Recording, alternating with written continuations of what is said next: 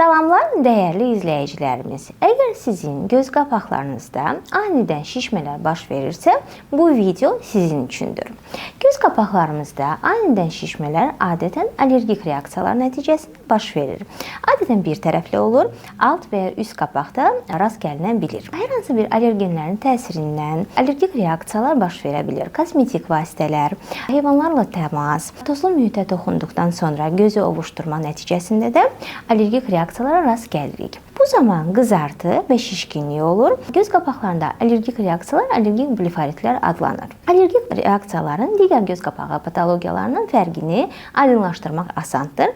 Belə ki, bu şişkinlik zamanı biz göz qapaqlarımıza toxunduqda ağrı olmur, lokal olmur həmin şişkinlik və adətən qızartı ilə və qaşınma ilə müşahidə olunur. Bu zaman mütləq və mütləq göz həkiminə müraciət etmək lazımdır.